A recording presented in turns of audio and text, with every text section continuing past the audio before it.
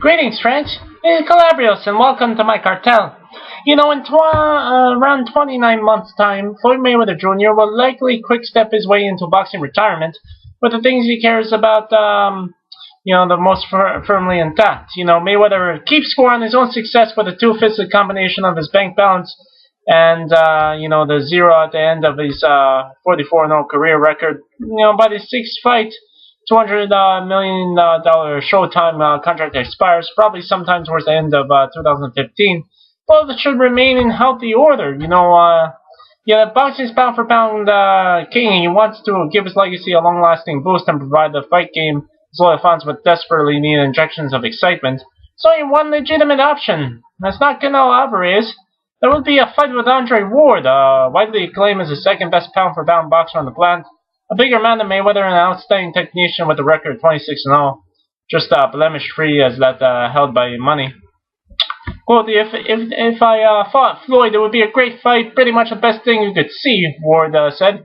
It would be a high-level class match, but not one that would, lack any action. Just two guys who both offensively and defensively are at the highest level of the game, highest level of skill. But before our fans get too excited about seeing, boxing's best fighter play out his career by taking on a sterner test rather than picking his way through outmatched opponents, it should be noted that the Ward option would pose a severe risk for Mayweather and for all the recklessness that Mayweather shows in his personal life when it comes to who he chooses to face inside the ring. The cautious option is normally preferred. Until this point, the only sparring Mayweather has shown any interest in exchanging with Ward has been of verbal variety. In a series of barbed comments, about the 2004 Olympic gold medalist's relative lack of profile outside the confines of boxing circles.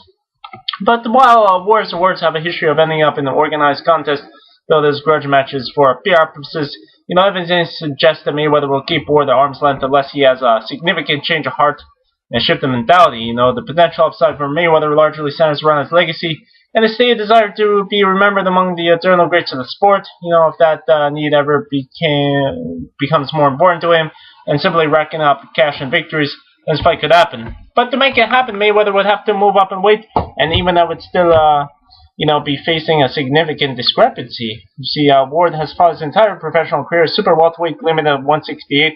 Although he said in a recent interview that he would be prepared to come down to 160 if Mayweather was the opponent.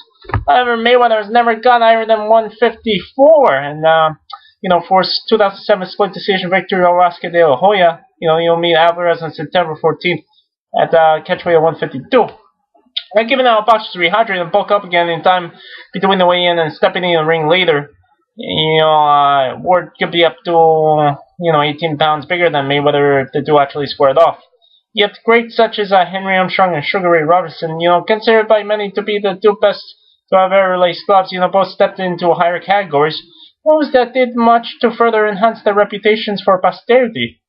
Those are the kind of fighters that Mayweather says he wants to be likened to, and the ball is largely in his court. There's not much more that Ward can do, and he's currently looking at options within his own divisions, such as Carl Froch. Mayweather fights who Mayweather wants to fight, and this will only happen if he suddenly decides it's a good idea, whatever Ward says or does.